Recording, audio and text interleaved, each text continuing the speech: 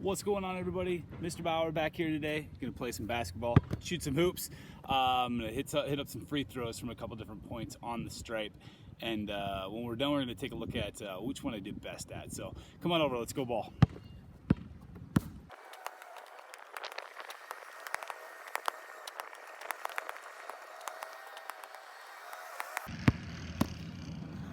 All right, now that my warm-up was awful, but I'm ready, we're gonna take a look. We're gonna shoot a free throw from the far left side, not in the middle, the far left side. And I'm gonna shoot 4 free throws from that spot.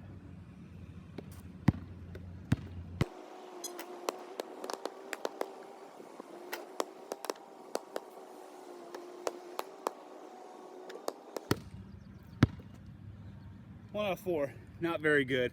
Usually I like to shoot my free throws right in the middle. This time we're gonna go to the far right. I'm gonna shoot 6 free throws.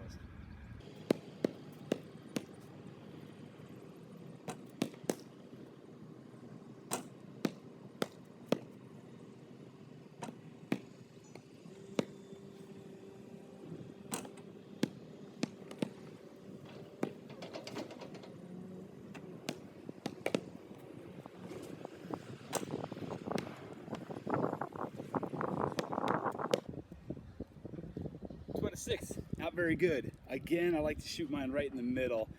This time, we're gonna shoot 8 free throws right from the stripe, right in the middle. Let's see how it goes.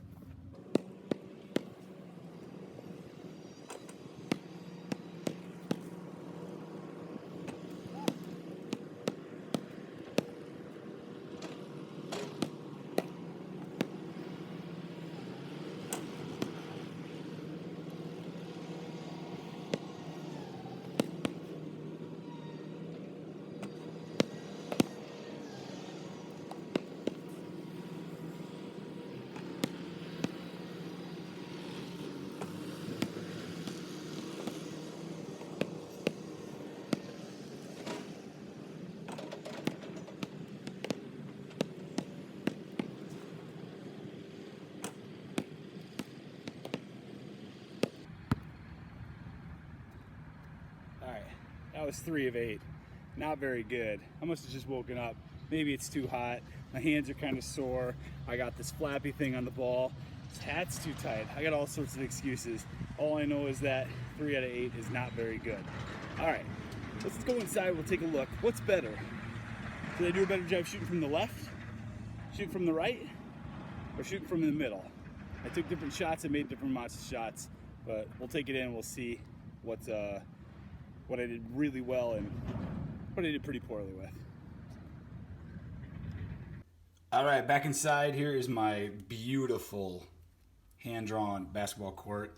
I got my 3 spots in the line, 1, 2, and 3. Remember that spot number 1, I made 1 out of 4 shots, 1 out of 4. Not very good. Was I trying to be terrible on purpose? I don't know.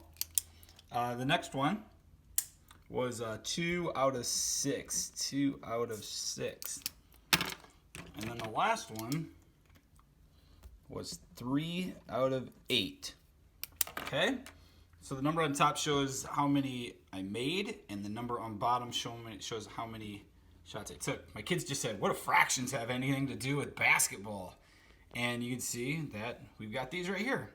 So what I'm going to do today is I'm going to take you guys through 6 different strategies you can use to figure out which one's the biggest, which one's the least, and which one's right in the middle. I'll show you a little game, and then we'll practice a little bit at the end. All right? So what you can do is you can go to the link below, or you can click on my website, and you're going to be able to find a sheet like this that I threw together. So we've got 6 different strategies, 1, 2, 3, 4, 5, 6. And then we're going to come back to our basketball free throws and see if any of those strategies can be used for this. Okay? So the first one that we have is sometimes we have the same denominator, the number on the bottom, but we're going to have a different numerator. Okay? So the number on top is different. So like we got 1/8 or 7/8. And we know that 1/8 is less than 7/8 because both fractions show eighths. And 1/8 would be less than 7/8. All right, so for example, if we drew, let's see, draw a candy bar here. All my rectangles are always candy bars. All my circles are always pizzas. So we'll split that into 8s. There's 4s and 8s. And when we're using fractions, we always want to have these be the exact same size. So I want you guys to assume that these are the same size. So 1/8 would be that much. 7/8 is this much. We got 1/8, 2/8, 3/8, 4/8, 5, 6, and 7/8. So clearly we can see that 7/8 is a lot longer. This is probably the easiest strategy when you're working with 8s or whatever the number is in the denominator. It's usually the easiest because you just look up, this number's bigger, that must be more. All right, so that's the first strategy. Next one's kind of similar, except this time we have the same numerator, but a different denominator.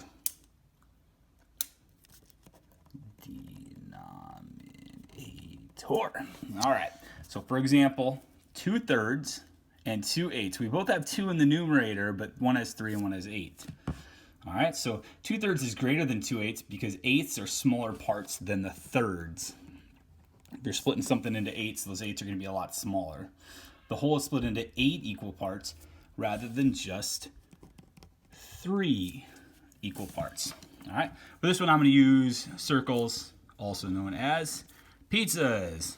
Okay, so here's 2/3, and I like to put a dot right in the middle, right at the top, split it there, with 8s, split it in half,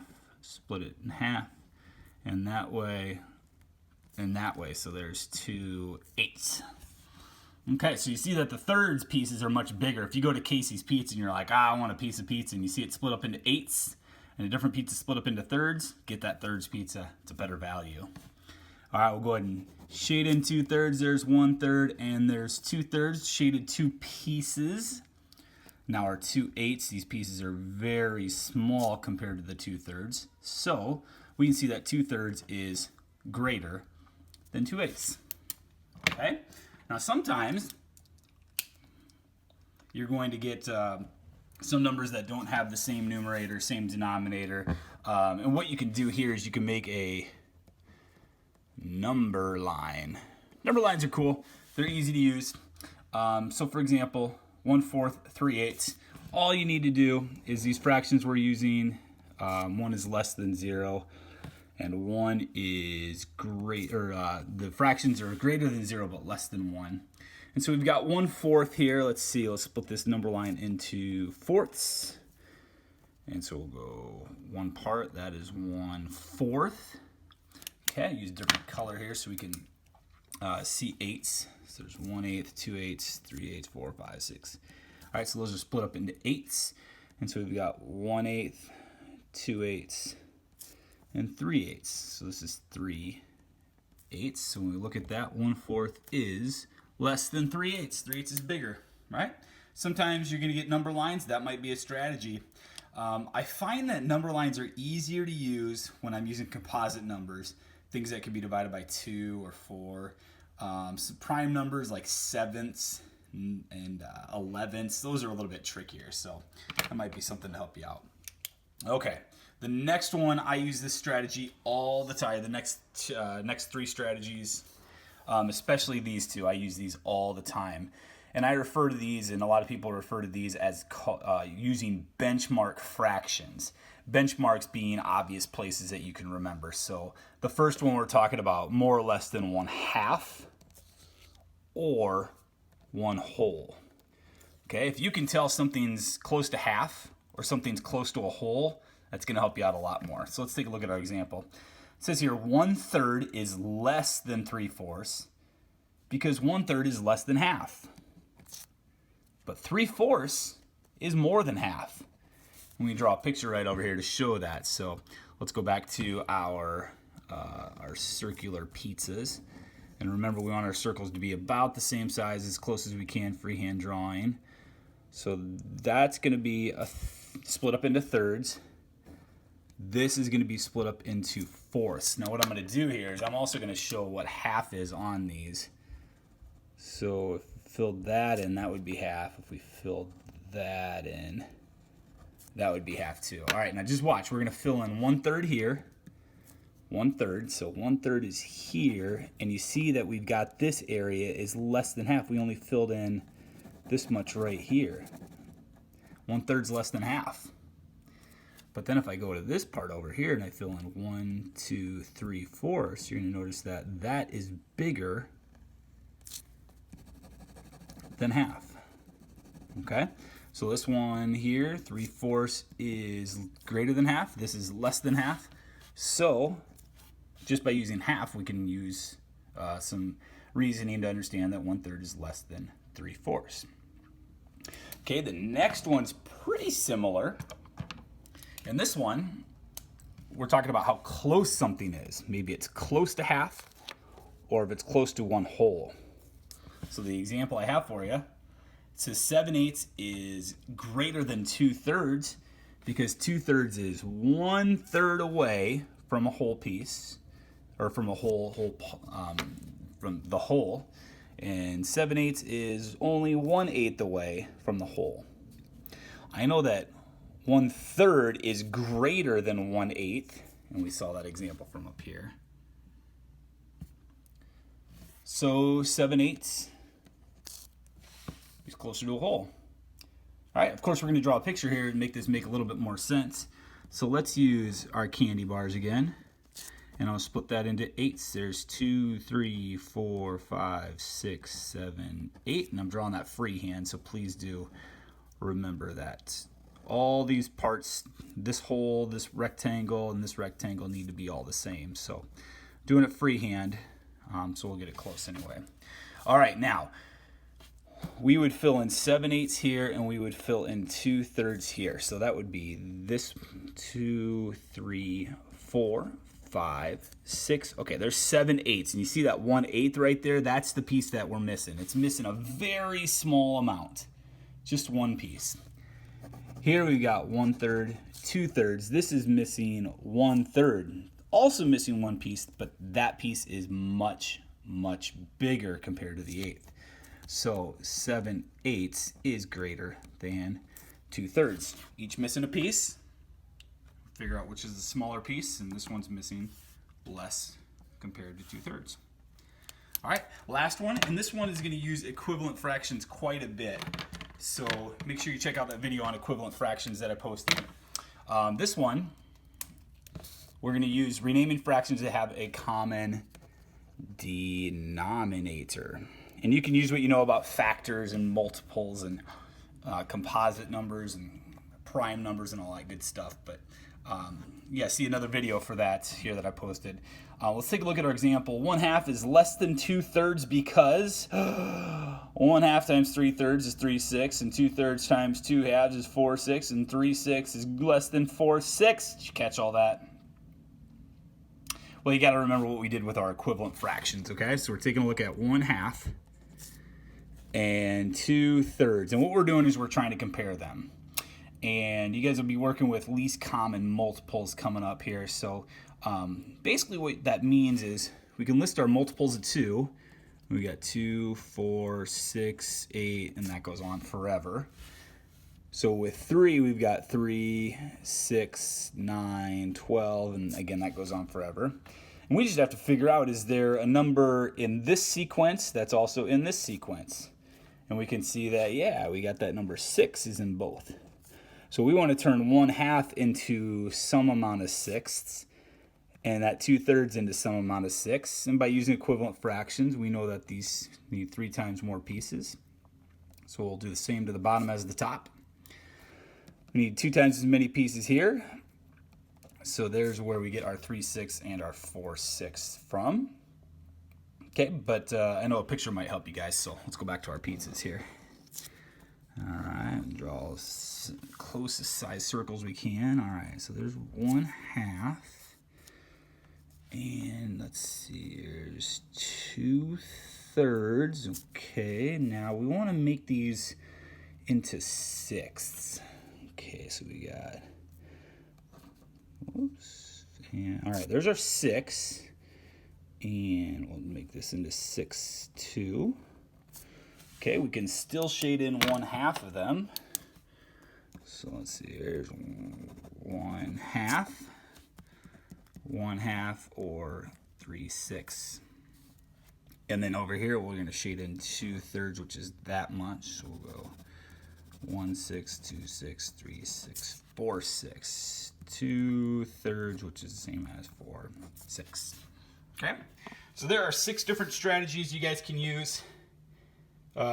Some are better than others depending on the numbers. Maybe it's a prime number, composite number, but you can use all of these strategies. Let's go back to our basketball example and we'll take a look here. Okay, so the first thing is, do we have any denominators that are the same? No, they're not the same. Do we have any numerators that are the same? No, they're not the same.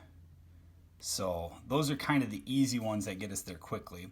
So the next thing that we can do is we can make a number line. Okay, let's try that strategy. So we'll go over here, and these are between 0 and 1. It's impossible to make fewer than 0 shots, and it's impossible to make more than all of your shots. So let's split that up into fourths, and we also need to split that up into eighths.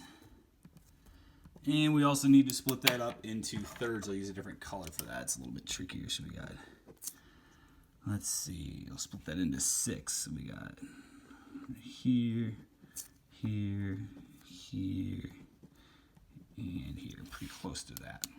Okay, so let's go back to that 1/4 now. 1/4. And 1/4 is going to be right here. So I made 1 out of 4 shots and put a little points on there. Next up, we got our 3/8, and those are these right here: 1/8, 2/8, 3 out of 8. And then our last one is 2/6. So we got 1/6 and 2/6.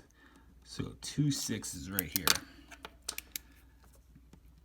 All right, so when we take a look at this, now we've got these in order, we can write them out. We've got 1/4 is less than 2/6. 2/6 is less than 3/8. We got those all in order. But y'all, I'm going to be totally honest with you. This is not very good. This is not very good. I promise. I've made 27 free throws in a row in my life, and I've made 24 free throws in my life, and usually I like to be right around here. Right around that 7 out of 10 to 8 out of 10 range, somewhere in between there, but that's all right. It's all for the sake of math today. So anyway, that's a way to take a look at fractions, using it in math, using 6 different strategies. I'll take a look at these other ones real quick. So 1/4 is less than half, because 2/4 is half. 3/8 is less than half, so 4/8 is exactly half. And 2/6 is less than half because 3/6 is half. So using half or whole does not work. I could use a common denominator just to show you guys. Let's see here. We got 24. 24 is a number that works quite often. 24. So 4 times 6 is 24. 1 times 6. So if I shot 1/4 of my free throws here, I would have, at this pace, I would have made 6 out of 24. 8 times 3 is 24. 3 times 3 is 9. And then last, we got 6 times 4 is 24, and 2 times 4 is 8. So now we've all got the same denominator. This is the least. This is the middle. And this is the greatest. So again, you got 6 strategies. You can use all of those, any of those, some of those, or none of those to figure out. When you get a little bit older, you're going to want to use fractions, decimals, and percents. It'll help you out and have some of those memorized just like math facts. So yeah, that's my basketball free throw shooting. Let's go take a look at some of the practice now. All right, we got a fun game called Balloon Pop Math from SheppardSoftware. You can find that on the link to that on our website. And what we're going to do is we're going to pop the balloons in order from the smallest fraction to the largest. You're going to see a lot of pictures here, but I'll use some of those other strategies I just mentioned as well. So let's click Start. And let's see, less than half, more than half. That's the way I'll use that. Less than half, more than half. Let's see, these are pretty close. They're both missing one piece. This piece is much bigger, so it's missing more, and this is missing less. All right, less than half, more than half. Let's see, less than half, exactly half. Less than half, almost a whole. Both have the same numerator.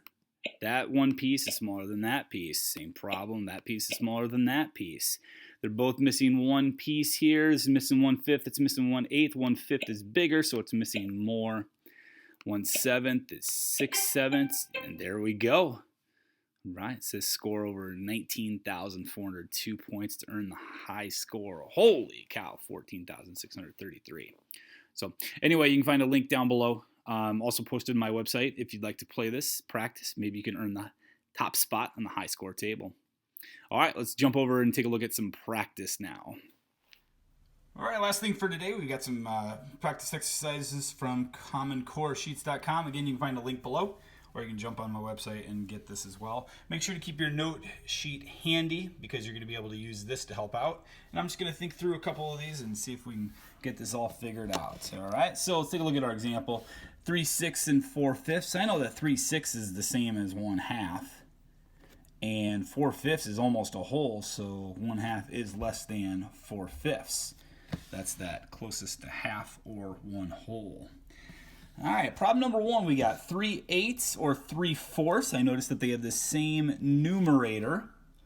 So they got the same numerator. I can figure this out. This has 8 pieces. This has 4 pieces. And we could think about it like our free throw example.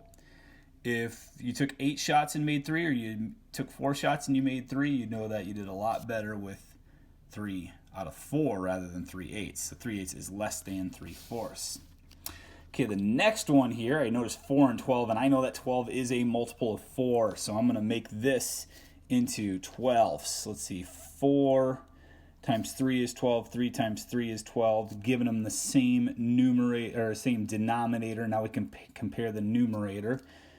9/12 is much greater than 4/12. You could also use half as a benchmark. That's less than half. That's more than half. That would confirm your answer. Let's try 3 more here. Okay. We got 7/12 and 9/10. Now we got to think about this a little bit. Now 9/10, that's almost a whole. Almost whole. And I know that half of 12 is 6. And 7's pretty close to 6. So this is, we'll say, just over half. So this is just over half. That's almost whole. So 9/10 is going to be more than 7/12. All right, 2 more here. We got 5/6 or 5/10. They both have the same numerator. Kind of like in basketball example. If we had made 5 shots out of 6 or 5 shots out of 10, we would have done much better with 5 out of 6. And then our last example, again, I see 3 and 12. I really, really, really like using that common denominator when I know that 12 is a multiple of 3. So we'll change that in just a minute, but I know that 1/12 is barely any, and 2/3 it's only missing 1 piece to be a whole. So I'm going to guess that 2/3 is bigger than 1/2. But we can also give it the common denominator. 3 times 4 is 12. 2 times 4 is 8. And yep, 8/12 is definitely much larger than 1/12. Okay, so you check out the link. We got a lot of practice opportunity for comparing fractions on commoncoresheets.com if you'd like to use that. Make sure to keep that comparing fraction sizes note sheet handy as well. And thanks again for joining me. Thanks for spending some time hanging with Mr. Bauer. And I will see you next time.